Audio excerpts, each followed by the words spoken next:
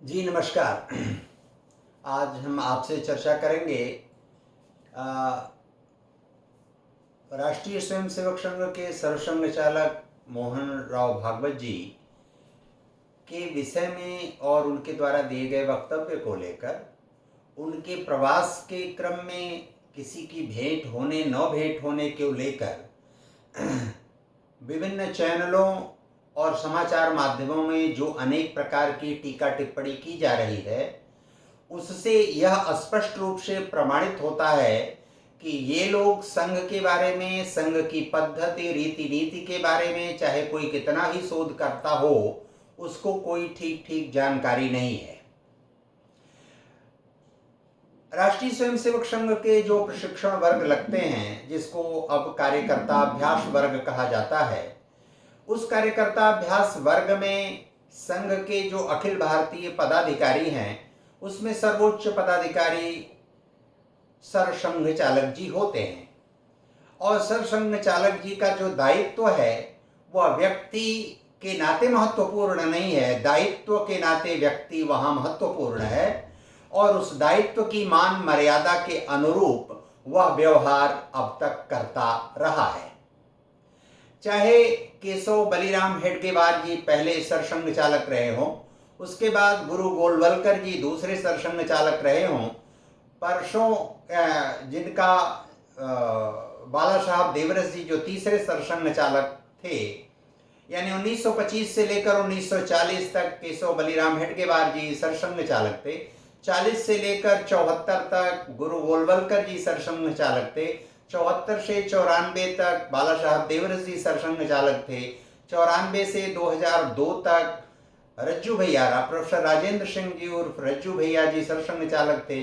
2000 से लेकर जहां तक मुझे जानकारी है 2010 तक पूजनीय कुपहल्ली सीतारमैया सुदर्शन जी सरसंघ चालक थे।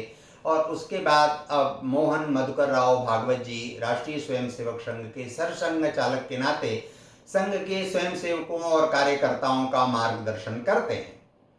कार्यकर्ताओं का प्रशिक्षण चलता रहता है संघ में, विभिन्न रीति नीति और पद्धति से चलता है, लेकिन जो व्यवस्थित पद्धति है प्रशिक्षण की, उस प्रशिक्षण में संघ के प्रमुख लोग प्रशिक्षण देने के लिए जाते हैं और जो प्रशिक्षण वर्ग तय होता है उस प्रशिक्षण वर्ग में व्यवस्था में कौन शामिल होगा, प्रशिक्षण की विभिन्न पद्धतियों में कौन व्यक्ति शामिल होगा, किसके द्वारा कौन सा प्रशिक्षण दिया जाएगा, यह सब तय किया जाता है पहले से। और उस तय कार्यक्रम में पुनः कोई हस्तक्षेप नहीं होता, पुनः कोई परिवर्तन नहीं होता। और पूजनीय सरसंघ चालक जी के कार्यक्रम में तो कदापि कोई परिवर्तन नहीं होता। ऐसा नहीं कि कोई व्यक्ति है, वह व्यक्ति बड़ा महत्वपूर्ण है, इसलिए वह उनके पास जब जैसा चाहे मिल ले या जब जैसा चाहे वो बात कर ले। ऐसी पद्धति राष्ट्रीय स्वयंसेवक संघ की नहीं है, जहां तक मैं संघ को जानता हूं।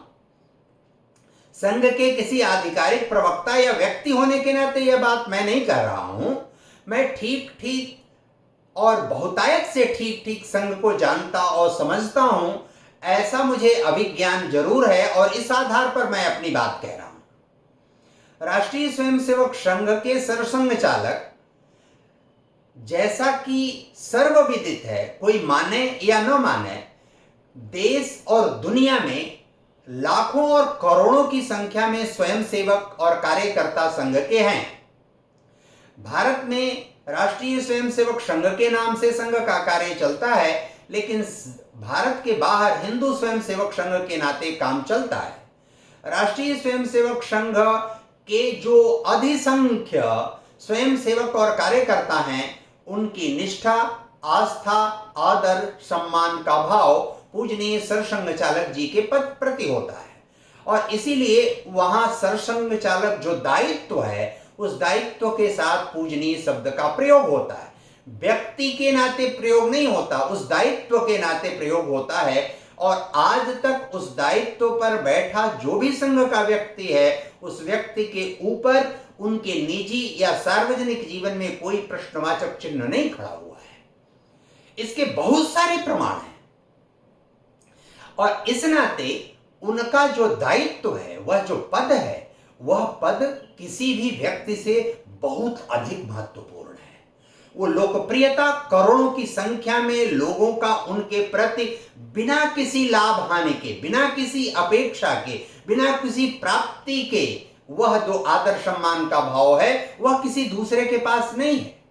वहां स्वयंसेवक और कार्यकर्ता प्रशिक्षण वर्ग में अपना यात्रा व्यय लगा के जाता है, अपना गणवेश स्वयं अपने खर्चे से तैयार करता है, वहां न्यूनतम जो शुल्क है वह शुल्क वहां देता है और शुल्क के आधार पर वह प्रशिक्षण प्राप्त करता है।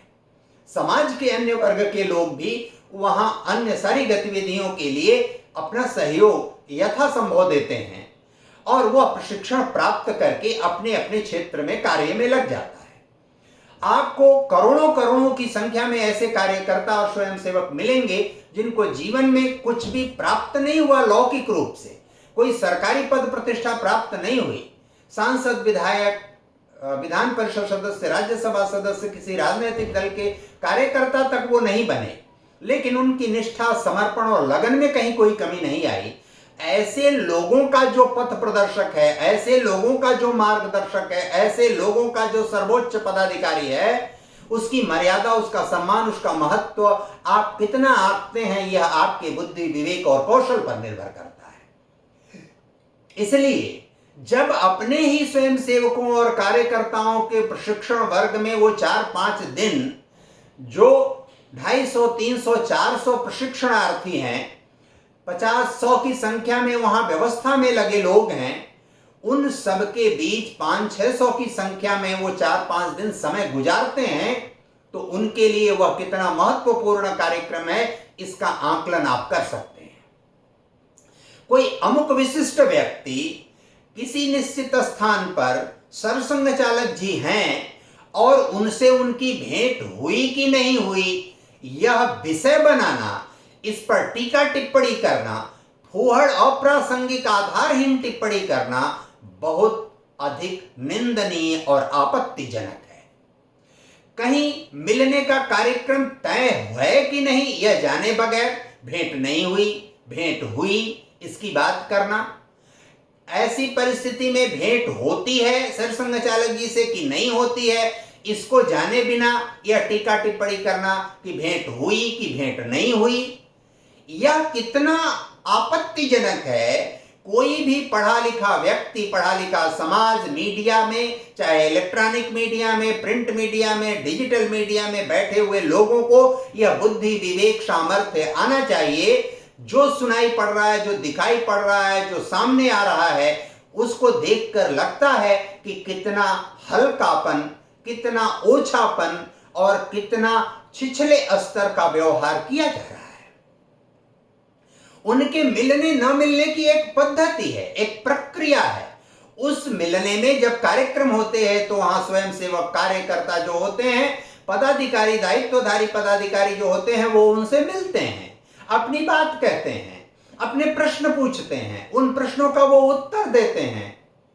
वो एकाधिक आप प्रश्न पूछ सकते हैं, उनसे समस्या का समाधान आप पूछ सकते हैं, मार्गदर्शन प्राप्त कर सकते हैं और वो सबसे घुल मिल के सहज सामान्य व्यवहार करके उनको संतुष्ट करने का प्रयत्न करते हैं।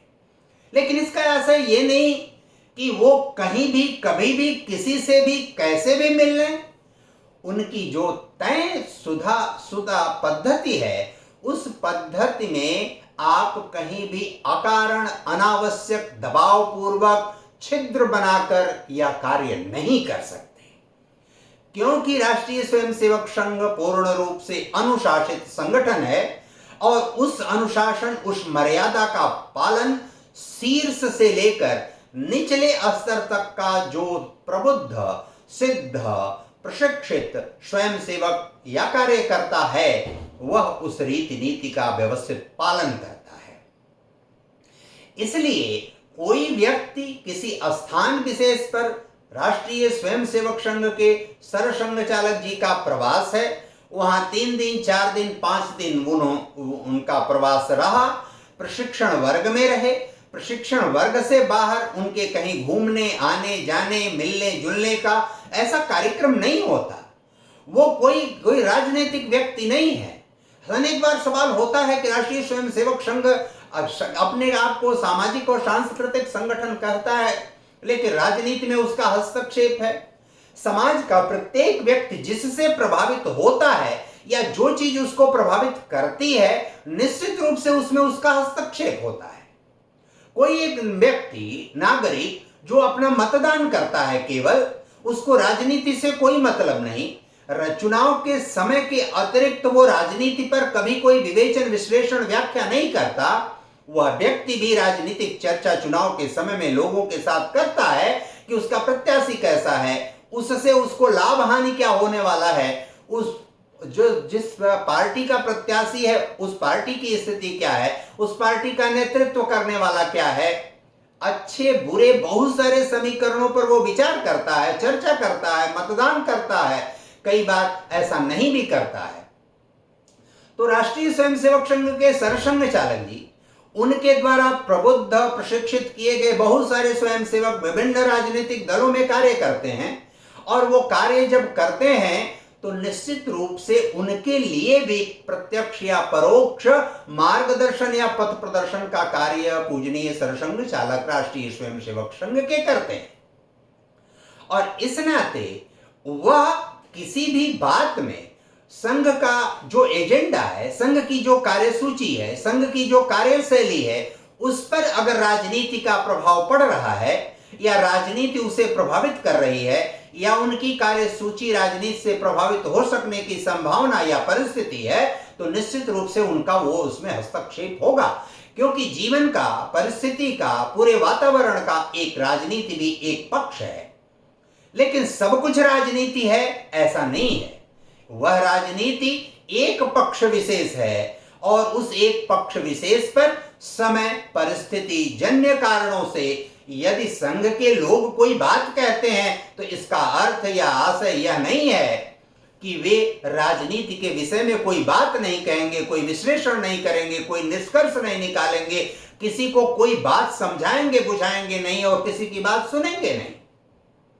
देश में, समाज में कितने भी प्रकार की कोई अच्छाई बुराई घटित हो, तो क्या उनका यह दायित्व और धर्म नहीं है किसी सांस्कृतिक और सामाजिक संगठन का कि वह उसको एड्रेस करे, उसके विषय में उसको ले आए, उस पर विचार विनिमय करे, उसके लिए 4 कदम चले।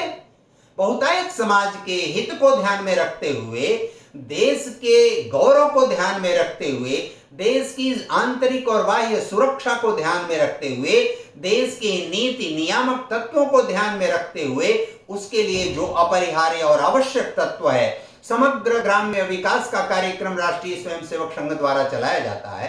पर्यावरण नियंत्रण को लेकर पर्यावरण के उद्देश्य को ठीक ढंग से फलीभूत करने के लिए उनके कार्यक्रम चलाए जाते हैं। गरीब बस्तियों में उनके कार्यक्रम चलाए जाते हैं। आदिवासी क्षेत्रों में उनके द्वारा विभिन्न प्रकार के प्रकल्प चलाए जाते हैं। तो क्या यह राजनीतिक विषय है? नहीं। जो सवाल ये करते हैं कि उनका राजनीतिक उद्देश्य है, उनको टिप्पणी नहीं करना चाहिए, उनके अंदर ईगो है, उनके अंदर ईगो नहीं है। अगर उनके अंदर ईगो होता तो वो भी किसी राजनीतिक पद पर, किसी सरकारी पद पर जाने की चेष्टा करते, वहां होने की चेष्टा करते, बहुतायत समाज उनके साथ खड़ा है, उनको सहयोग भी मिलता, लेकिन ऐसा नहीं है। सहज सामान्य सूक्ष्म जीवन बिताते हैं। उनके जीवन की आवश्यकता बहुत नियंत्रित है, और उसी सामान्य नियंत्रण में रहकर वे अपना कार्य सब संपादित करते हैं। इसलिए राष्ट्रीय स्वयंसेवक संघ के इन बिंदुओं पर सवाल खड़ा करना, किसी की भेंट हुई नहीं हुई, भेंट तय भी थी या नहीं थी इसको जाने बगैर, भेंट ऐसी परिस्थिति में होती है कि नहीं होती है इसको जाने बगैर, अनेक प्रकार की टीका टिप्पणी करना फूहड़, निंदनीय और हर प्रकार से समाज और देश के लिए घातक है। जो लोग भी ऐसा कर रहे हैं उनकी मैं भर्त्सना करता हूं इस कड़ी में। धन्यवाद, नमस्कार।